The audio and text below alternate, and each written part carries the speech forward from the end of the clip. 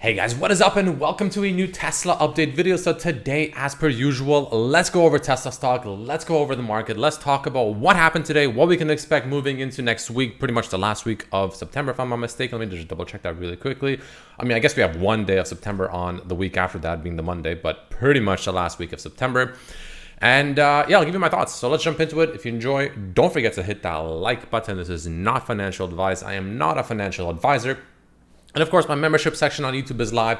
That link is down below in the description of the video. For just $3 a month, you get access to my intraday thoughts, posts, updates, technical analysis, options flow, etc. on Tesla and sometimes the broader market as a whole every day. So if you're interested, check it out. Or for $5 a month, you get access to that, all of that, plus an NVIDIA daily updates that I provide as well.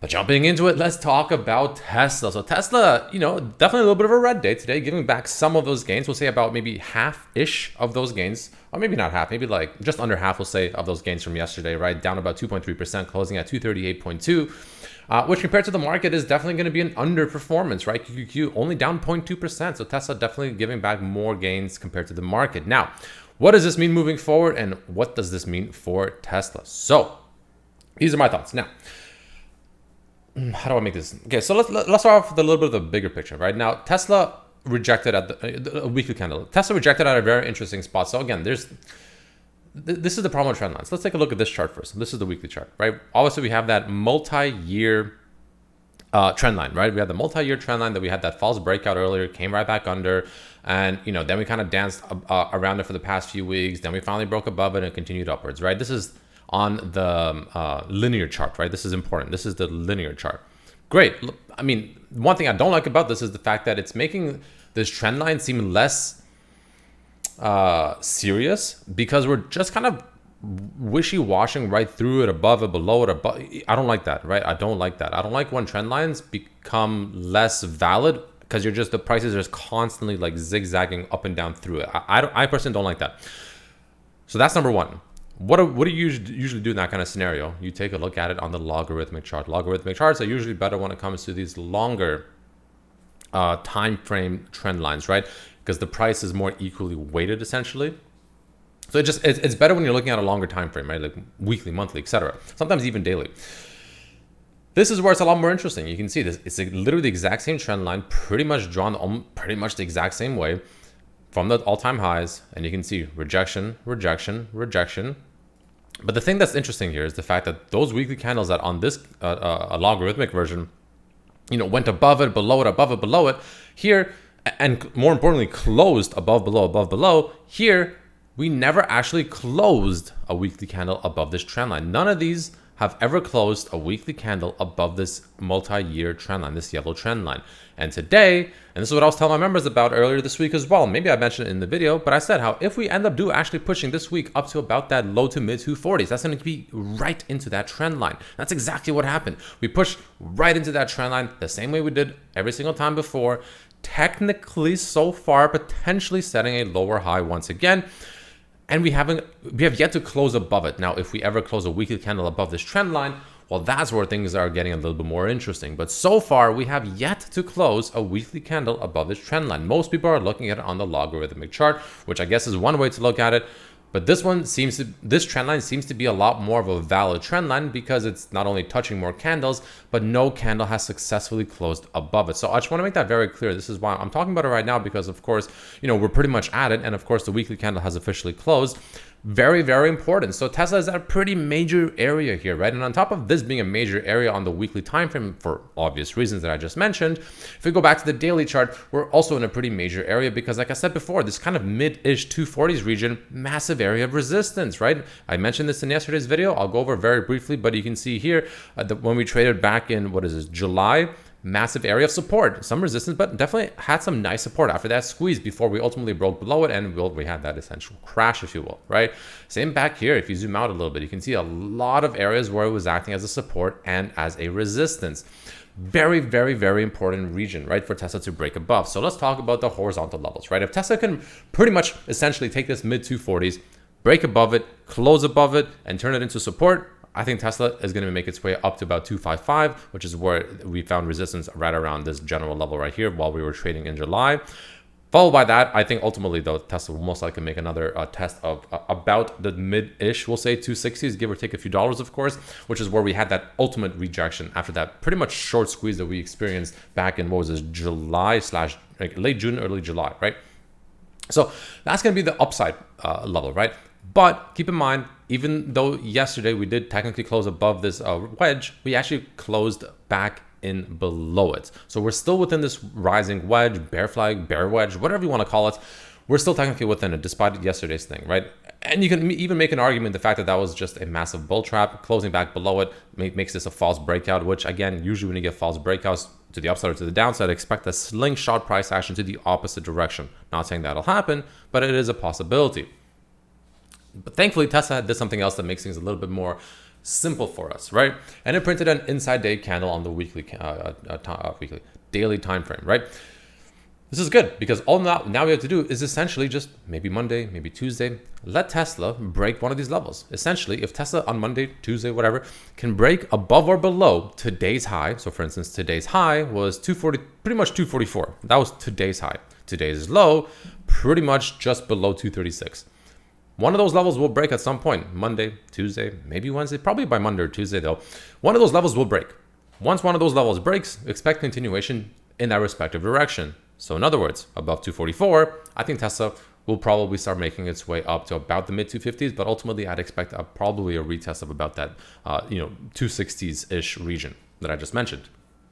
If we break below pretty much 236 once again, well, expect Tesla at the very least to come back down to retesting this the low-ish 230s, right? 232, 233, 4 maybe even, but probably closer to 232, which was this, of course, massive area of resistance, which in theory should now act as a support. So expect that. Obviously, if it doesn't act as a support, and honestly, the way I look at it is if Tesla ever loses 230s again, you still have this wedge, right? You still have this bottom trendline wedge to act as a support. Let's say it happens, I don't know, let's say it happens Tuesday, for instance, just as an example. Let's say it happens Tuesday or Wednesday. That'll be pretty much having this bottom wedge support at around 226. That is a support that can actually hold buying pressure. But in my opinion, after having this many issues breaking above this kind of mid to low 230s, right, that we've mentioned many times, and it finally has, if it cannot turn it into support and it breaks below it, I personally will just view this as nothing more than a massive bull trap.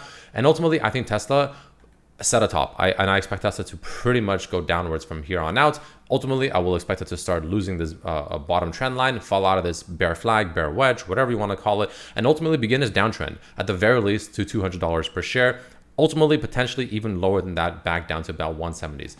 Again, it's a massive if, not saying it'll happen. Who knows? I know everyone's, so excited about robotaxi and everyone thinks Tesla's going to get to 300 pretty much around robotaxi event. But keep in mind, back when we were up here, everyone was screaming at me and other people and posting everywhere, oh my God, Tesla 300 is next. And I was one of the few people I still remember. You can literally go back to those videos, right? Literally, you have the dates right here, July 9th, July 10th. Go back to those videos and check them out. I was probably one of the few people saying, hey, it's pretty overbought. We better bring out the bands regression. It's pretty much outside of the bands, guys. It's squeezing. It can go higher, but it's outside the bands. And then we had a massive, massive fall, right? Massive, massive fall very quickly as well. So again, taking a look at the bands, these are usually pretty good on the daily time frame. We are in overbought territory. Now, it doesn't mean we can't go higher, but we are overbought right now. So just keep that in mind as well, right? Moving forward, stochastic is still overbought. It is still bullish and is still cross bullish, but it is overbought. RSI is just barely exited overbought territory, but it's still pretty much up there. Like, the indicators are still technically bullish. Like, I want to make this clear. Tesla is still short-term bullish. While we're within this wedge, while the daily stochastic is still cross to the bullish side, we are still bullish. I don't want to, give false information. It is short-term bullish. The only way Tesla turns at least short-term, if not potentially even medium-term bearish, again, stochastic turning bearish on the daily and or at least losing 230s, low 230s, and especially falling out of this wedge, which again, like I said, 226-ish.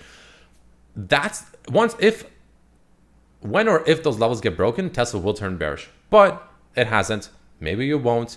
Technically, until then, Tesla is short-term bullish, and technically the move is to the upside because, well, a rising wedge, keyword, rising. It's rising. And then we will continue rising until otherwise. So, just understand that, right? This is why, if you're shorting from like up here, this could be the top. This could be a pretty decent spot to short. Maybe you get lucky. That is a possibility. But, again, we're still technically in a rising pattern, a rising channel wedge. What are you going to do in a rising channel or wedge? You're going to continue rising until proven otherwise. It is what it is, right? So that's just kind of the way I look at it. Again, personally, if there is a place to reject, though, this would be the place to reject. This would be the area to do it. And there is a chance that this can be the top. Am I willing to bet on it? Absolutely not. But if there's a place to do it, this is a pretty decent candidate. But again, in my opinion, the easiest way to look at it is wait for this inside day candle to pattern to play out. To the upside, expect Tesla to get into severe overbought territory, though. Again, I do believe this will be severely overbought if we do get up here. And I would expect a rejection at 260 into a pretty decent sell-off pretty quickly after that, because it will just be very overbought the same way it was very overbought over here, the same way it was very overbought right here, the same way it was very overbought right here, the same way it was very overbought right up here. And you can see what happened each and every single one of those times, right? Tesla rallies, everyone's excited, everyone's getting rich, everyone's screaming to the moon, until it does the opposite. And then everyone's screaming, they're scared. They're like, wow, Tesla sucks, Elon sucks, right? Tesla sucks, Elon sucks, blah, blah, blah. And when it's oversold, it rinse and repeat. It happens every single time. I've been watching Tesla for multiple years now.